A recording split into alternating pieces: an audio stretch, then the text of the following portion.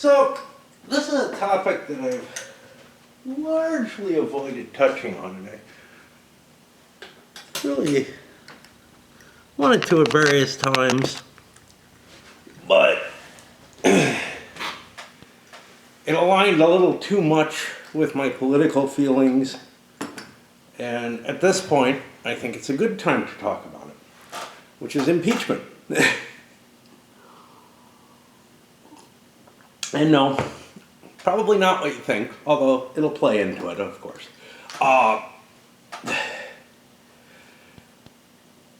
Today, our president has, made statements that a district judge whose decisions he doesn't agree with should be impeached. And fundamentally, I don't disagree with him. I mean, I do in terms of yeah, maybe we shouldn't impeach people for something along those lines. But I guess our good old Chief Justice John Roberts came in with sort of a scathing attack on this idea, and this is all he has power to do. So, to be honest. Although he could trigger a much worse constitutional crisis, but I wouldn't count on him to do that. I don't think it would be a good thing because it would simply destroy the court completely. But at its heart, impeachment is left with vague terms. High crimes and misdemeanors, right? Okay. High crimes sounds like some kind of burden you have to deal with. And misdemeanors. It feels as if, now, you could say it's supposed to be high crimes and high misdemeanors, which could mean abuse of office in a way that wouldn't, be like treason, but might not be considered, because the concept of felony wasn't written into the Constitution, even though the idea existed. But it's not made absolutely clear, and writers in those days didn't tend to use the commas exactly the way we would want them to, and even lawmakers today have trouble writing laws that actually make sense. Look at the way the Second Amendment is worded. I have one view of it, but I completely admit that there's room for a lot of interpretation there. This is kind of the problem with originalists and textualists especially, but originalists have to try to pretend they can get into the minds of the Founding Fathers, which to me is totally bullshit. Textualists make sense if the laws are well written, but when they're ambiguous, hey, I can see where you can bend them all to shit. And high crimes and misdemeanors is pretty damn vague.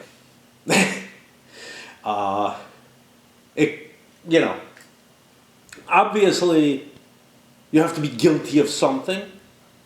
But even misdemeanors doesn't necessarily mean that it's a crime that's on the books. It could be simply something that justifies you for being removed.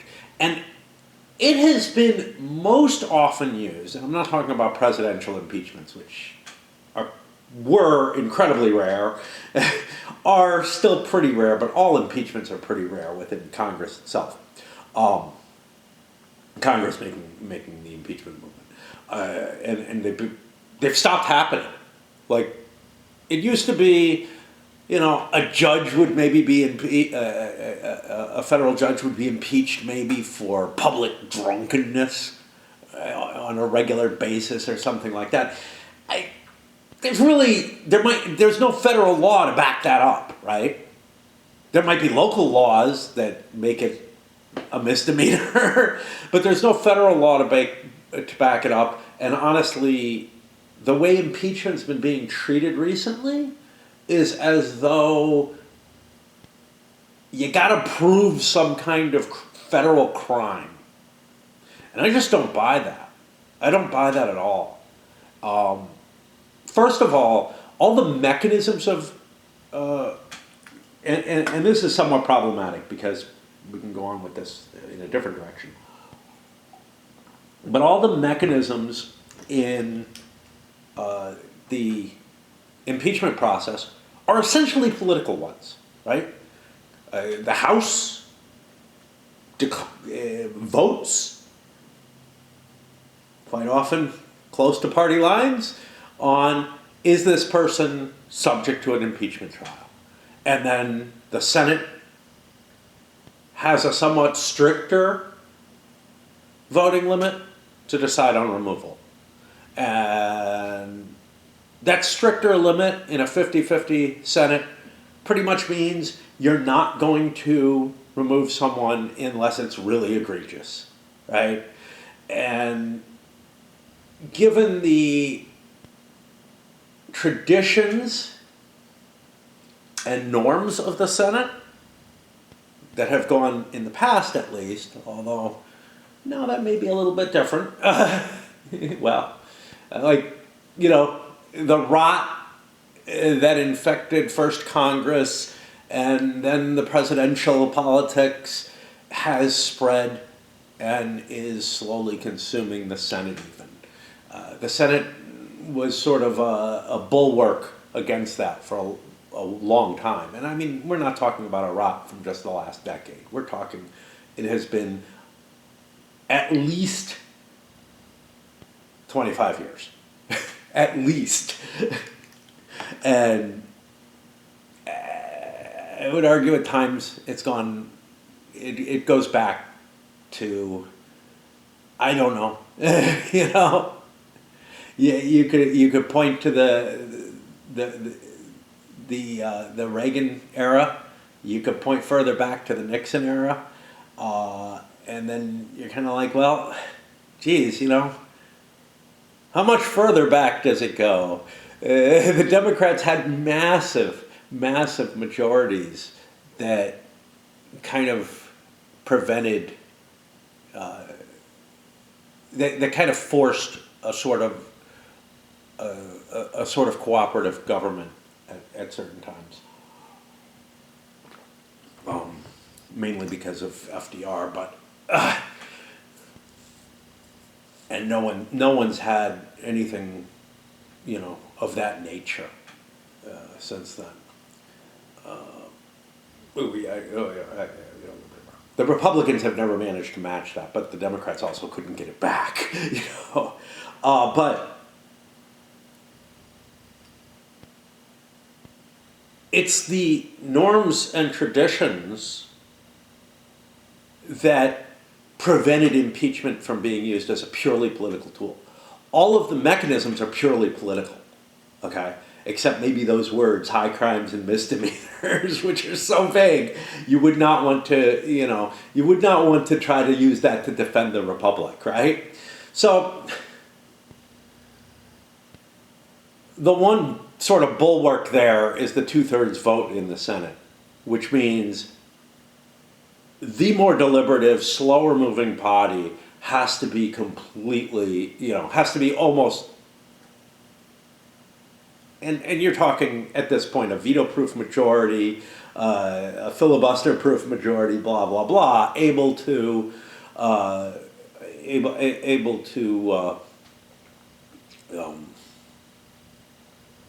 actually conduct an impeachment that they don't like. There's a lot of easier ways to seize power.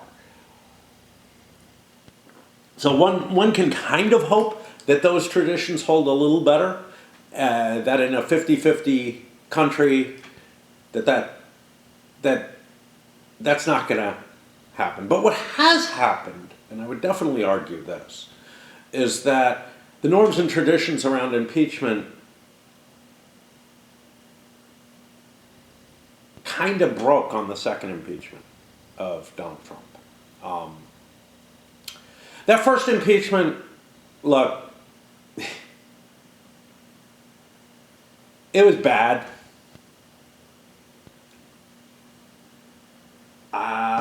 But in something that's so political as impeachment, I can't say that like it is that shocking, right? And it wasn't even the most sort of unconstitutional, illegal thing that Trump had done during his presidency. In some ways, upon assuming office, he was essentially impeachable as far as I was concerned for violations of the Emoluments Clause, which has just been burned to the ground at this point, with his Bitcoin release and all that. It's just gone. We no longer have that protection. At this point, foreign countries can bribe a president to whatever degree they like. That's the standard that's been set. A mechanism for hidden transfers of money that are untraceable, all right, not untraceable by the Justice Department, but are largely untraceable, has been created. And in addition, with the Supreme Court's decisions in favor of the president not really being able to be held liable legally. And that's different from politically because, again, impeachment's a political process, right? It has this veneer of you did something bad, so we're impeaching you. But even back from, the first impeachment of Johnson, they basically set a trap for his presidency and put him in a position where he had very little option but to put himself in a position where he violated a law of Congress, which may or may not have been even constitutional to do. But one of the things that really bothers me about so norms and traditions and standards of behavior and all that, those are all falling away to a large extent, okay? And here I'm going to talk about the post-Watergate norms as opposed to, so I've had one viewer who somehow tried to make a claim that there was no impact from Watergate. And I gave him a list of the laws that were passed in the post-Watergate era. And he complained because that list was compiled by the Washington Post. The premier newspaper in the Watergate era and in the post-Watergate era, in the immediate post-Watergate era, the premier political newspaper by far, not viewed as particularly partisan at that time, except by people like Roger Ailes and Roger Stone and whatnot. But the vast majority of the country was perfectly fine with the Washington Post's reporting, right? And it's a simple factual matter about these laws being passed. It's like, there's not even a matter of opinion here to be discussing. Okay, sure, maybe there was some opinion injected into the article, but his reaction was, it must be false, it's Washington Post. Look, I don't even say that about faux news, okay? I actually believe that their regular news portion still,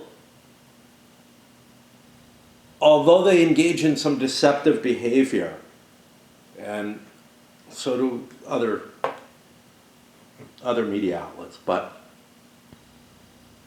for a big one, for a big organization, I feel like they engage in more, very much along the lines of some of the Murdoch-owned tabloid-type papers. Kind of, try to sensationalize, maybe cheat a picture. Fox is really, really notorious for using images that aren't of what they're discussing. But I see the major outlets get caught with that too. So, whatever. I still suspect PBS is probably pretty decent. And, yeah. But anyhow, those norms and traditions that I kind of grew up with in that post-Watergate era have withered away. But there are other norms and traditions that kind of went away before that, and and other ones that got established, etc. It's particularly rancorous in Congress now because the norms and traditions that we had, and I believe this existed pre-Watergate as well, were promoted a greater decorum. Okay, and I was actually quite happy. This is another one to be surprised about. I was quite happy to see Mike Johnson have what's his name, Al Green or whatever, removed from the State of the Union. I thought that was absolutely the right thing to do, and damn it to hell, that should have been done earlier with some of the interactions. We've gotten way too far over the line in terms of like bad behavior that creeped in, starting with the "you lied." I don't remember who it was who shouted at Obama, to the engagement with Marjorie Taylor Greene or whatever her name is now by Biden. There's just been way too many cases of it becoming spectacle and whatever. And in fact, I'll tell you, here's a norm and tradition that existed for too long and that I wish would go away, which is the getting up and clapping for, everything that your party supports and shit like that. That kind of standing ovation shouldn't be completely outlawed, but it should be limited to really big things, massive wins for the U.S. or even for the party. I'm willing to accept that it can be a partisan thing, but Jesus, you shouldn't be clapping and cheering for every fucking 3 sentences or whatever. But getting back to norms and traditions. What I find particularly amusing is the role of good old Johnny Roberts here. Now, he is, and always has professed to be, very much a traditionalist of the court. And I'll say this much, most of his decisions, most of his votes on the court have supported a slower transition to the beliefs that he has. He respects prior rulings, maybe continues to modify them, maybe continues to whittle them away until they're not worth anything anymore. But overall, he has respected that kind, the judicial restraint concept as a norm or tradition. I gotta swap batteries. This means I'm gonna have to patch it together, but I know this is running low. I'll be back in a moment. But there's one norm or tradition of the court which under his leadership has eroded so terribly. Now, it didn't happen all at once under his court. The Rehnquist court definitely saw this, and you see some of the worst offenders being people who came up in the Rehnquist court. But it's a matter of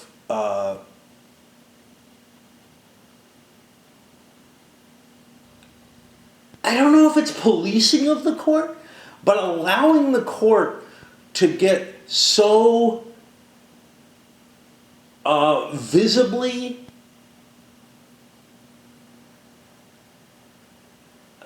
corrupt is kind of the word I want to use here. Um, so it's not, it's not like they're necessarily, although in some cases they are, it's not like they're all breaking laws or something like that.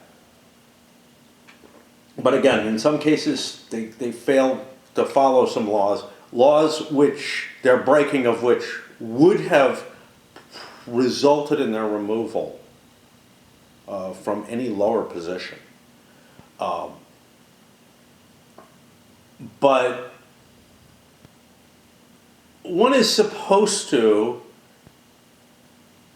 recuse themselves if they're under any kind of appearance of conflict of interest even, right? And again, a higher court would enforce that, but there is no higher court.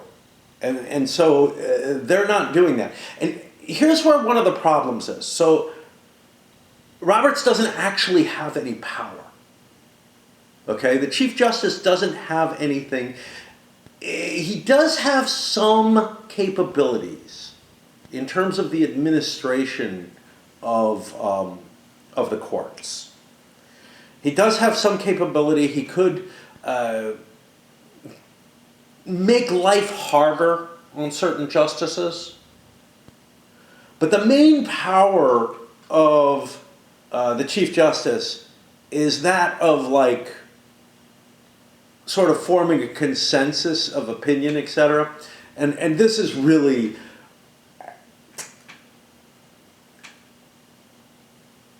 Roberts is not the fixture that probably caused the most damage. I would say Rehnquist probably was, in terms of just letting people start getting too much money from outside engagements and the like. But so you have to remember that Abe Fortas, again going back to the Nixon era, basically resigned, was forced into resignation just by popular opinion, but also the news media. Now this is a liberal Democrat. I don't remember if I think he was Democratic appointed, but definitely a very liberal justice. Nixon was absolutely thrilled to be able to put a more conservative justice in his place. But he resigned over, I don't remember if it was speaking engagements that he was getting money from or a book deal, but it was something that's just run-of-the-mill for the Supreme Court today, and has been for decades. At the same time, though, now, we've got, especially in Clarence Thomas's case, which has been the most highlighted, but in others as well. Okay, so the really egregious cases are Thomas and Alito. Again, two people who came up in the Rehnquist court. But the more liberal justices are guilty of stuff that's at least as bad as what Fortas had to resign for, okay? And Fortas would have been impeached, I think, for what he did. By, the Democratic senators would have probably gone in to impeach him on that, because it was so against the norms and practices. Now, this is what I mean by the steady erosion of them. But Roberts did nothing to really rein this in. And if anything, it seems to have gotten worse over the years in terms of Thomas and Alito's type of reactions. Essentially, Thomas was in a position where he was complaining, and this was still during Clinton era, I think, that being a justice of the Supreme Court was, basically a really bad fiscal or economic choice, right? For someone of his importance, etc., if he resigned and went into private practice, he would make a fortune. And that he wasn't living the kind of lifestyle and thought that the court's pay scale should be increased to be equivalent to the kind of, the kind of lawyer that makes it onto the Supreme Court generally.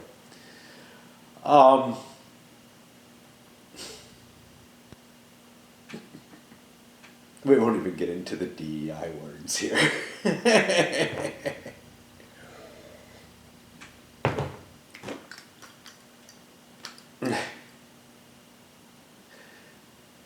We'll just start calling him Justice Silver. Let's put it that way. Anyway, but it's okay as long as it's a misogynistic man. It's not DEI then. Okay. But yeah.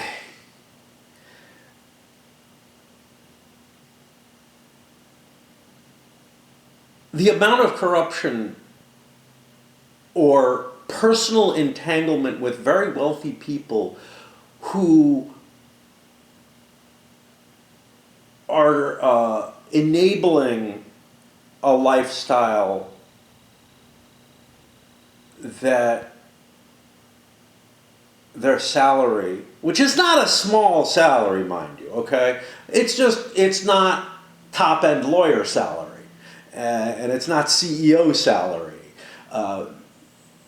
The amount of appearance of corruption that is in place, the amount of failure to disclose, some of which is actually illegal, that has been pointed out in Thomas's case. Now, Alito,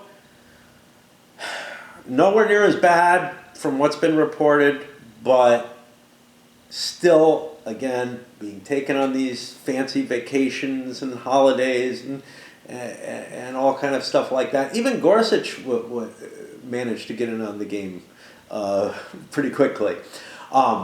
Yeah. And that's all an erosion of a tradition of not appearing to take bribes, And some of these are hearing cases that their billionaire buddy, who frankly wouldn't know them from shit if they weren't Supreme Court justices, just happens to have some sort of interest in, some sort of significant interest in.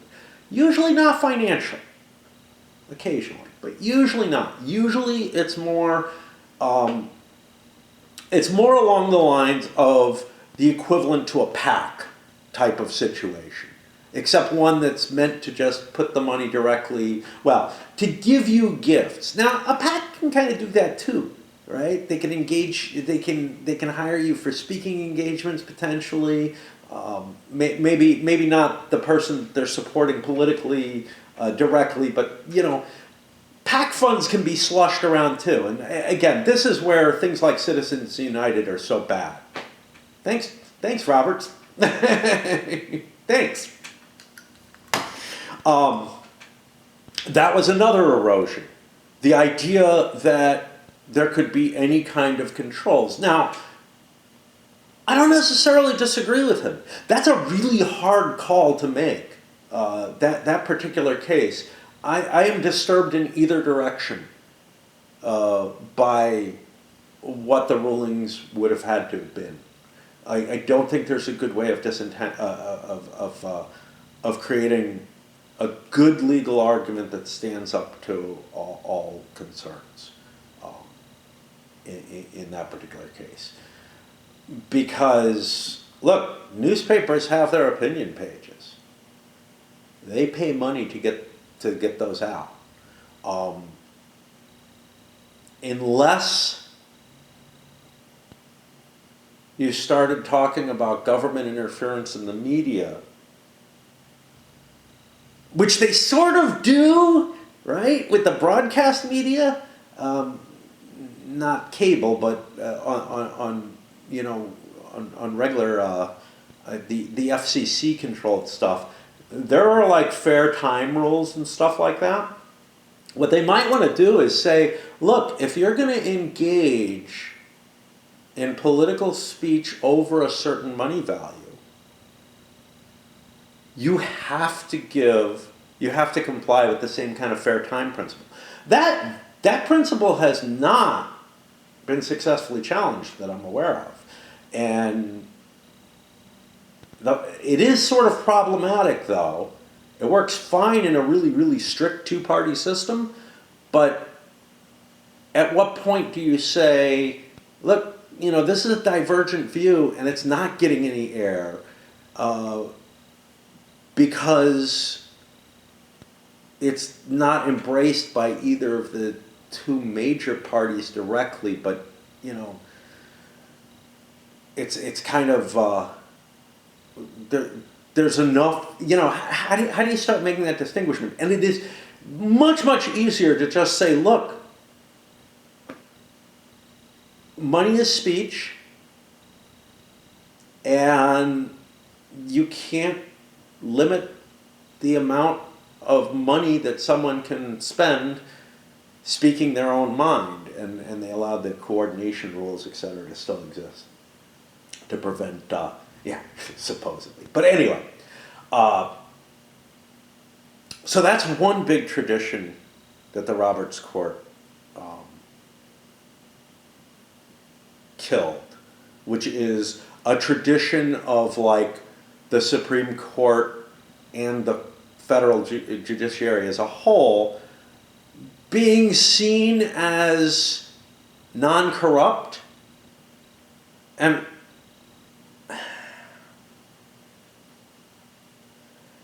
I mean, it goes back before the Roberts Court, because it really started looking ugly on the 2000 election.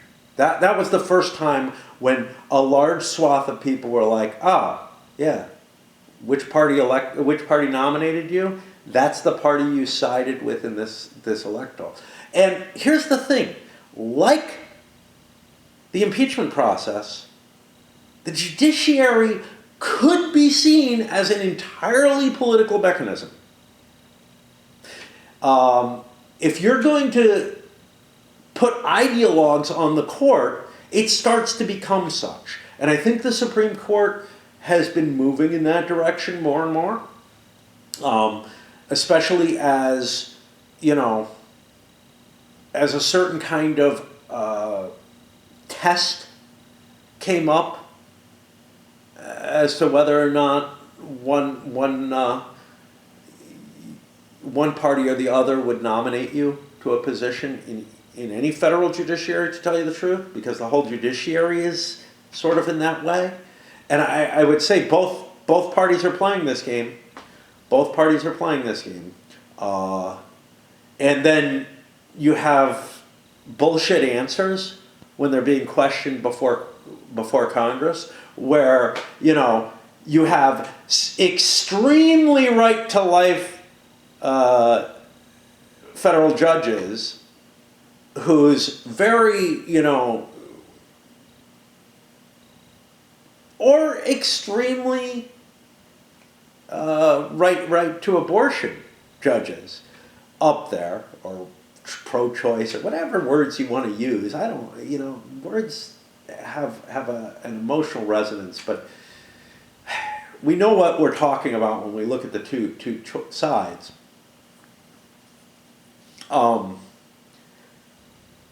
And neither one really makes sense, right? Neither one makes sense. How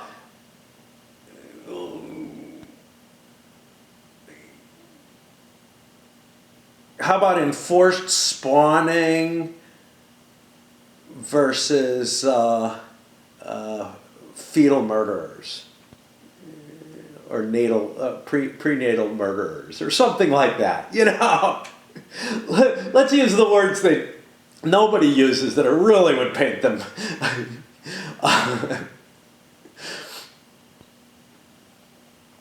But yeah, so as you started seeing this extreme politicization of the court, and frankly, it makes sense.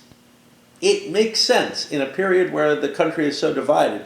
You have the same kind of situation, prior to the Civil War, where slavery was a big issue. We get the Dred Scott decision out of that. And, some people think it was a bad decision. I'm not so sure.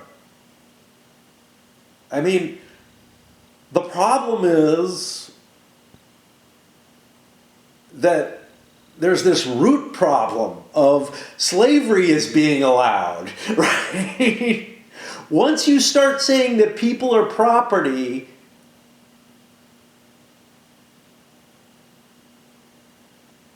under certain conditions, or people can be property, it kind of throws into question everything. If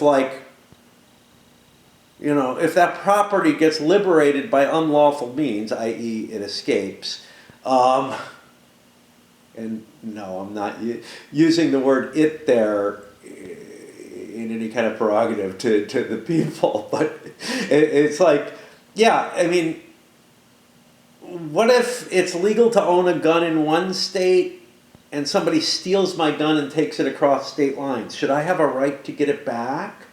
I don't know. But that's the kind of question Dred Scott kind of came to, except that the supposed property was making the actual decision itself.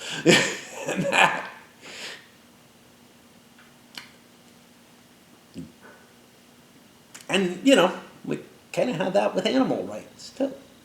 What if my pet tiger, which is legal in one state, escapes and crosses state lines? What's the deal then?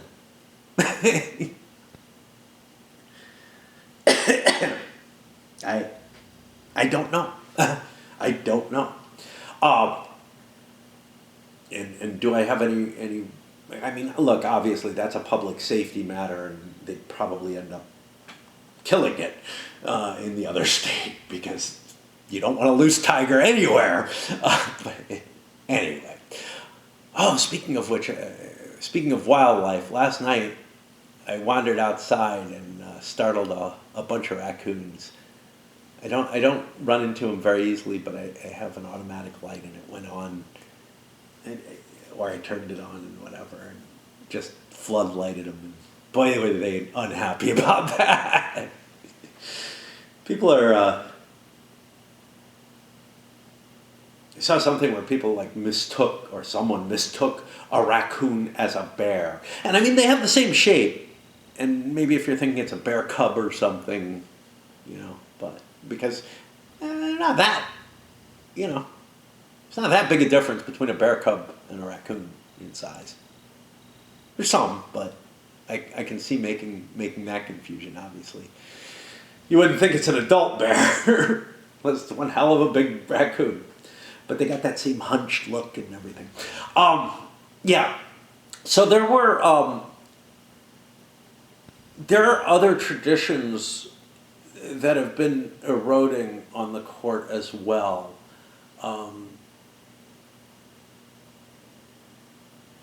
For example, these justices who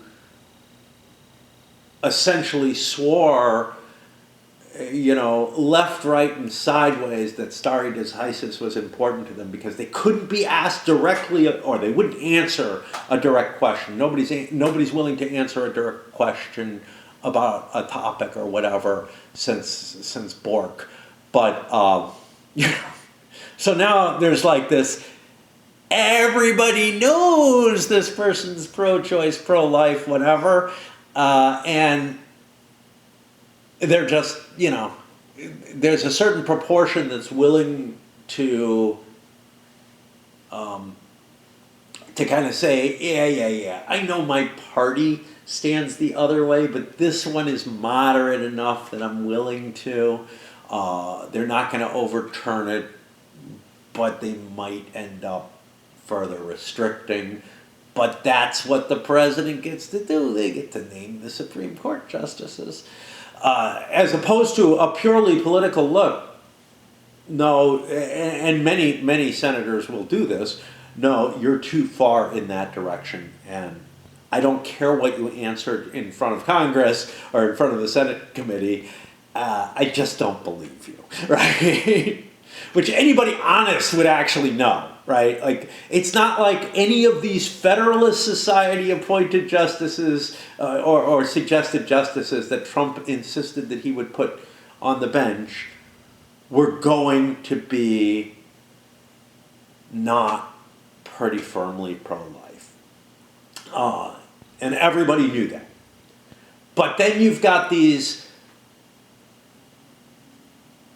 few senators who needed some cover. I honestly wish that they hadn't sort of, I think it was the Republicans who started it with the lower level courts, and then Harry Reid went nuclear on the Supreme Court. But I kind of wish that they required the 60 vote confirmation for the justices. I think that was a very helpful thing, because it ensured moderate justices who sat in a moderate middle for the period of time that they were nominated, all right, as opposed to, and it shouldn't just be, it should be all the way down the court, right? But there were problems because they couldn't get judges for the federal courts to be appointed. But now it's just like this fucking, it's like a diploma mill for judges. And yeah, and now the justice as well is a 50 vote set. And it was just a really bad decision. The choice should be try to get the justices, as something that both parties could agree to. Instead, now the court has, again, another tradition, one that eroded in the Senate, actually rules of the Senate, but they were amended and whatever, that has forced us into a more partisan position than we had ever been in. Even in the era of the Supreme Court, of the Civil War, the idea that you had compromise candidates being chosen for the justice, for the judicial system, had remained. It was only over this one issue, basically, abortion, that really kind of broke the back of our I would say of the Republic as a whole. I mean, I really think the abortion issue is probably the single biggest thing that has destroyed this country. And, take it whichever way you want, because both sides have played at this game, and you can kind of understand why. It's funny. So civil rights, you'd have thought that would have done it, but there weren't enough Southern Democrats back in the civil rights days to ensure, just like there weren't enough Confederates, to win the war, there weren't enough Southern Democrats to completely destroy the norms based on that. But the abortion issue somehow, and I don't see. Here's the thing: people claim to be pro-life, right? You hear politicians claim to be, I'm completely pro-life, and then they complain when Roe versus Wade is overturned. You can't do that, right? They complain at some of the stuff that's happening. I think, what's her name? Nancy Wade was one of these, if that's her name. South Carolina, I can't remember if that's the last name. But where she was just like, she always came out as, I'm strongly pro-life. And then she came out with, I'm strongly pro-life, but I don't think, we should be doing this. And it's like, no. If you're strongly pro-life, you believe the law of the United States should be abortion is illegal. Period. Gotta swap batteries again. That kind of rhetoric is like the bullshit that goes on around atheism, right? Where essentially what I would call agnostics are saying, oh, well, no, I'm an atheist. And then arguing that as long as you don't believe in God, you're an atheist. And it's like, no, there's a difference. There's a serious difference. Now, it might not be that you might not be saying there is no possibility of a God, which would be, I think, an impossible position to hold to. But you have to be pretty much along the lines of, it is almost impossible for me to conceive that a God could exist. And yeah, and someday I'll have to go into my views on that, but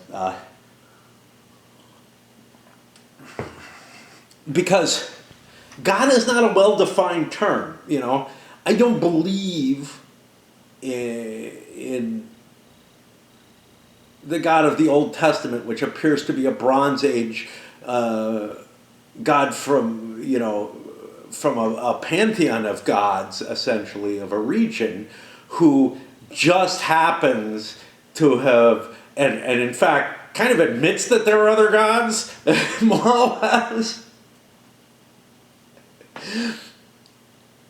and just insists that his worshippers only worship him, to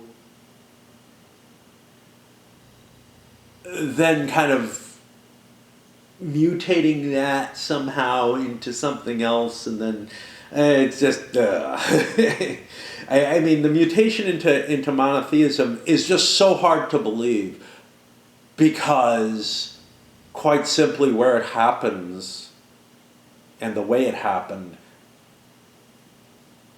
in I think every case, appears to have been taking a god from within a pantheon. And I'm talking about even the earlier case of what appears to be Egyptian monotheism. They take an existing god and kind of throw the others away. Anyway. And the Jews essentially follow the same model that the Egyptians appeared to be following.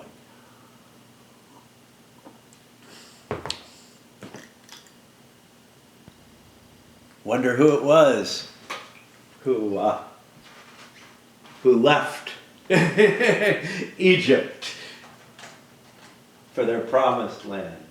There's just too much connection there. And the archaeology isn't lining up perfectly, but I think things will start showing up better as time goes. But I'm a biggie on all those kind of controversies. I like my conspiracy theories about religion too much. Simply because the religions that I see, any modern cult that starts getting anything like successful, you can kind of see the model that it's following, right? And you can project back to an earlier time, and sure, the tools might be a little different and whatnot, but that's how it started. Right.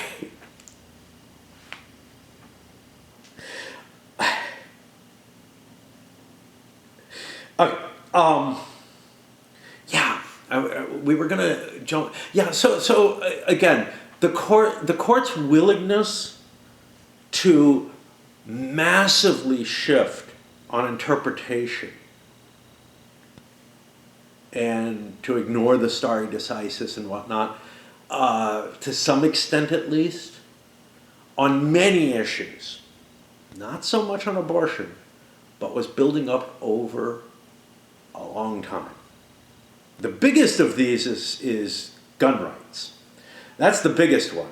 I mean, the right of a community to like enforce who has a gun in it, that goes well before the Constitution, right? But somehow or another, now, when we have a lot less engines and a lot less bars, yep, everybody's got to walk around with an assault rifle.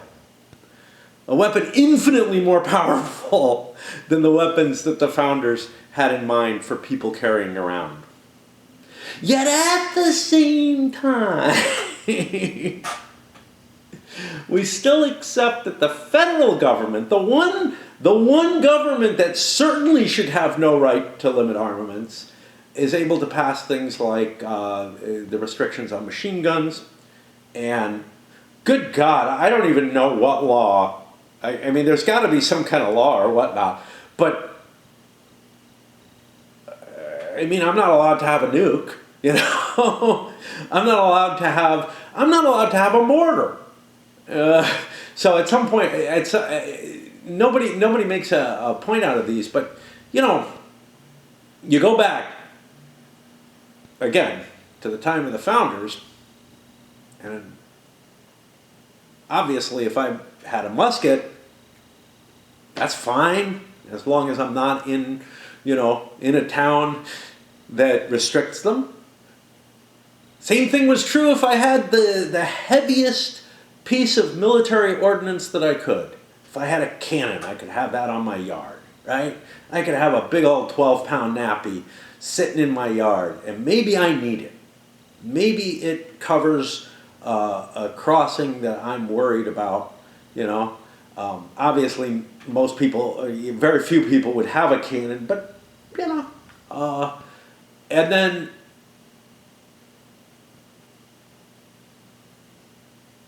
it goes even further. Private merchants could have guns on board their ships.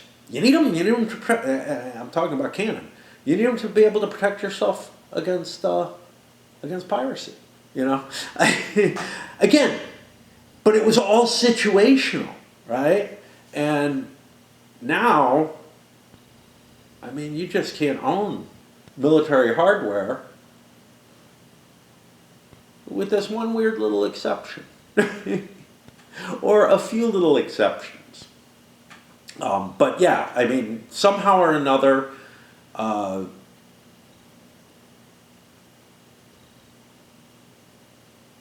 certain weapons that have incredible destructive force and are designed pretty much only to kill humans.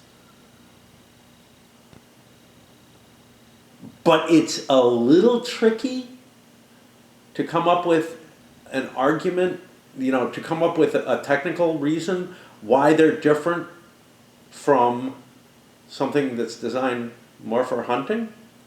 I'm not sure why, because there are certain differentiations, and no, they're not the appearance ones. There are certain differentiations that can be made. Someday I have to get to my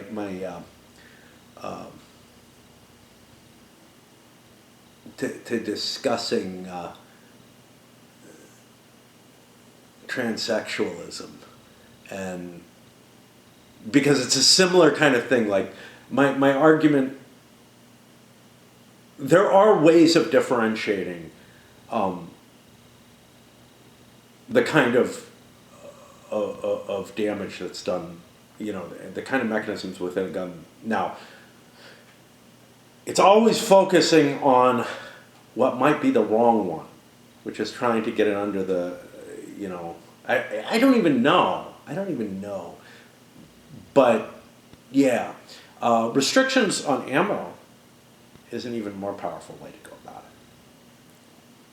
Because in a lot of ways it's the ammo that's the issue. But certain guns that are meant to fire certain ammo are the problem.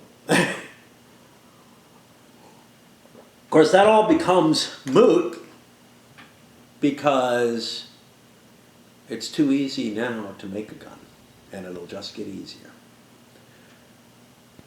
So I think that one's gone. Anyway, where was I? Yeah, the idea that like all these post-Watergate reforms, financial, things that Congress passed through hard work, sweat,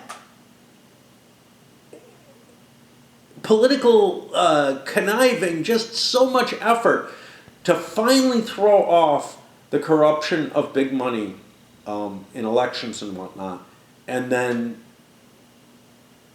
the court turns that around. Similarly, with other formulations, and then this has led them to this kind of where there is no corruption, basically, because the kinds of things, and here I'm thinking about it, I think it's the McDonald case from Virginia, where, I mean, this guy was almost as guilty seeming as Senator Menendez, who is definitely a candidate for a Trump pardon as far as I'm concerned. He fits the mold perfectly. The only problem is he was too much of a celeb, a cause celeb for the right, that he might not be, he might not be a popular choice for it, but he fits the mold, I mean, look, it's not like there were a lot of people on the right who were saying, wow, Blagojevich should be pardoned. But Bob McDonald basically was getting all these perks, right? And providing access. And because no direct link could be established between, hey, I'm giving you this car and this watch if you do this, was basically, that was the dividing line, right? That became the dividing line, was that it just wasn't, anyone with a brain could see that there was corruption there, right? In the same way that you can see it with Thomas. But obviously, look, you got at least two justices on the court who are engaged in behavior that's similar to that. Of course, they're going to vote against it. And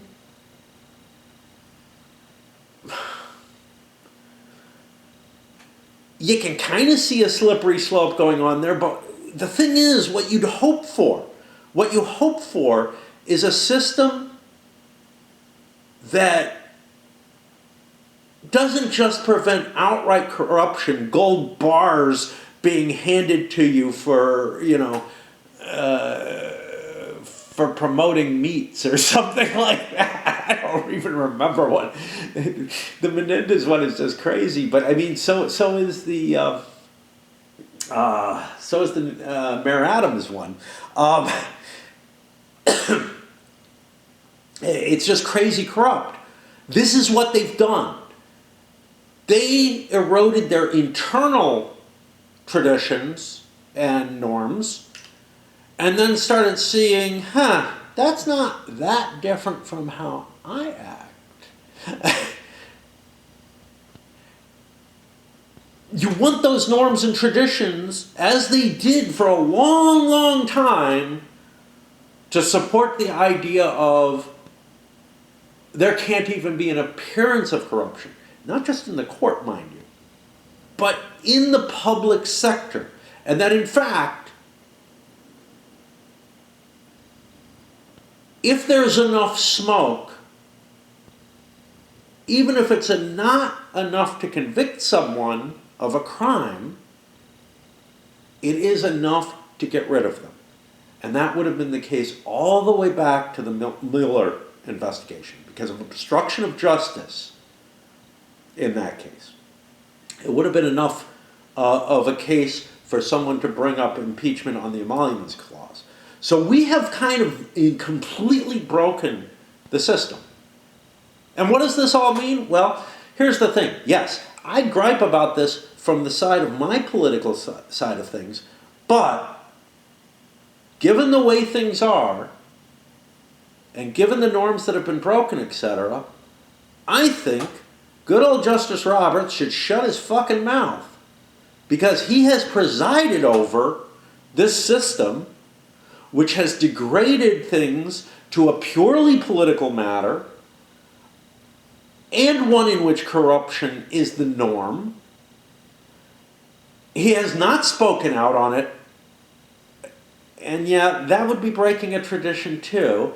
He has not made any significant attempt to reverse the behavior of the justices. Even he is in somewhat of a questionable position, because his wife, and this is the problematic thing, right? People have connections to other people. And this is kind of the argument that you make with, say, Thomas or Alito. They're friends with these people who are supporting their lifestyle. Well, Roberts can say, how different is that from the fact that I am married to a person who has economic interest in some of the work that I do? His wife is a high-level lawyer in a firm that has cases before the Supreme Court. He doesn't recuse himself from that. Now, she doesn't represent directly or whatever, but again, it's all part of this withering of the norms. And I pick on the conservatives because I watch liberal shows more than conservative shows. They do point out stuff that the liberals have done. None of it appears to be as bad. If you got things that you want to trash on some of the liberal justices, I am all for that. Because, I'll tell you this much.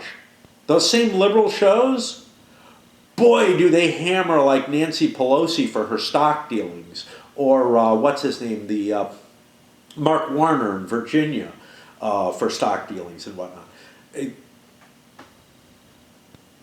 So I tend to trust them because they're not directly on the partisan divide, but there may be blind spots that they're not seeing and that therefore I don't get.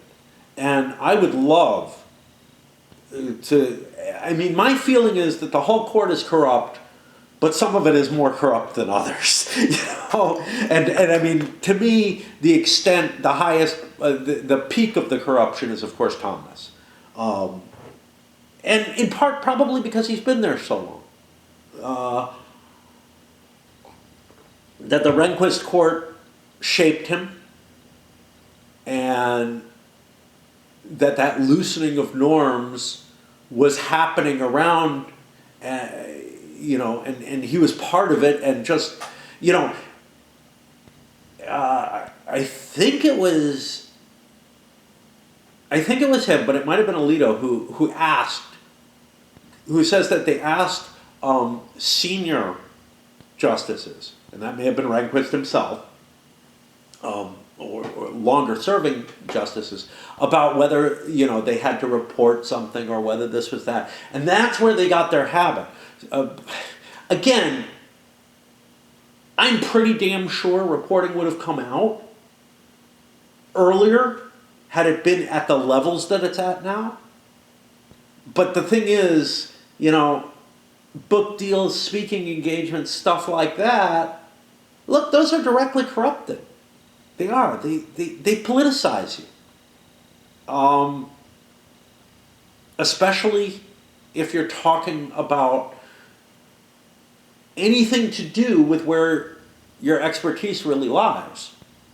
And I would argue that's a job that you take after you leave the court. You decide to write your book and to discuss the court after you leave, not go on these speaking tours.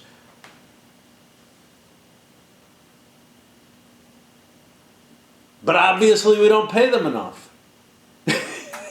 No. I mean, honestly, look, I just don't know. To some extent, service should be the reward on its own, and you should not be expecting to supplement your income. But it's funny because it took college sports significantly longer to give in to like, oh, athletes should be able to, college athletes should be able to make some bank off of, their skill and whatnot, and not just be amateurs, right? It took considerably longer for that kind of decision to finally filter down after, oh, the judiciary should be able to like do speaking engagements before political groups and interest groups that have specific alignments and specific cases that they're supporting. Anyway,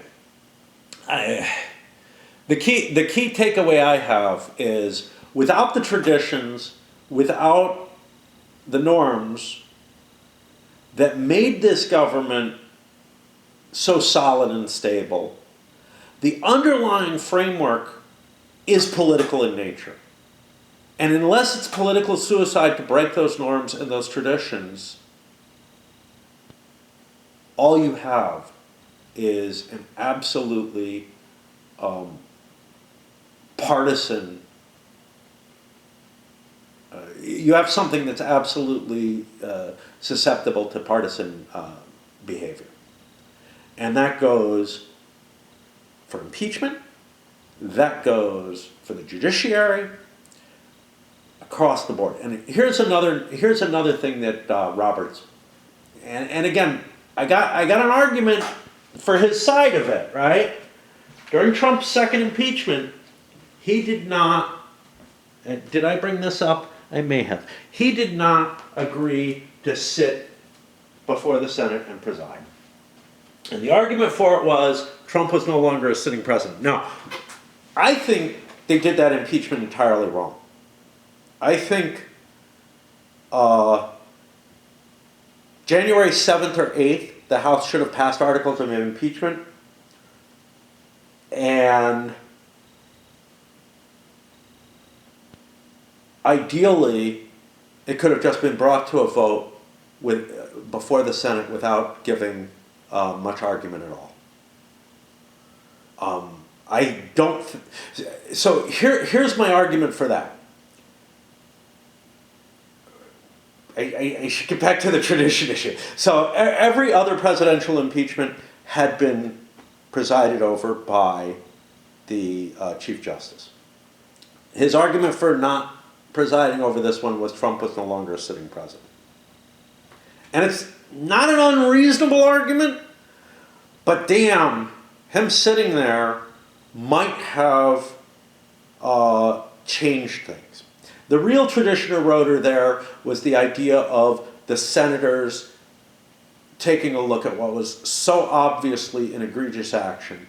And Mitch McConnell is the worst case here, where he knew it was wrong, but came up with a weaselly way not to impeach, not to argue that you couldn't impeach him after he had left office, even though there was a precedent that had been set and used a couple of times where lower officials had been impeached after their term was over. Like the actual impeachment was done then. And it prevents them from getting back into office. And it's important for that. We wouldn't be where we are today, for good or ill. Some of you love this shit. Whee! Stock market doesn't. American business doesn't. But yeah. But yeah, going back to what I think the impeachment should have looked like. Congress should have just basically held a vote. The House should have basically held a vote a day or two within. Here's the reason why. And it's similar to the Article 25,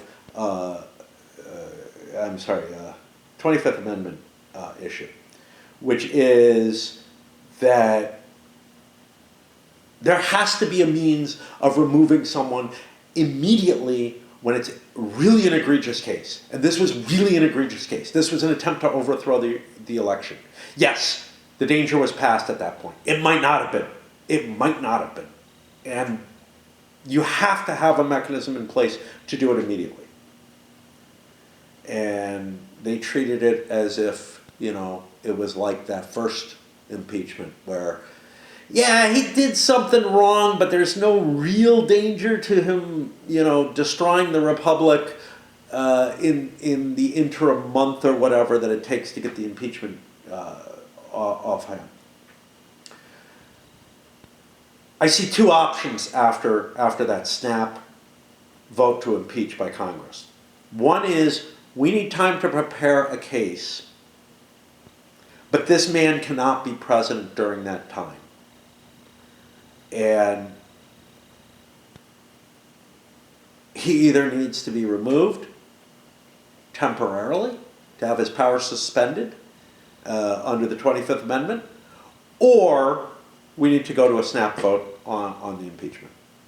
Or just screw it. Everybody saw what they saw. Everybody knows what they saw. This was terrible. And I think under those circumstances, it would have been possible, or it would have been more likely, within the first couple days, within the first week, to just say, yeah, you're done. We can't leave you in here another week.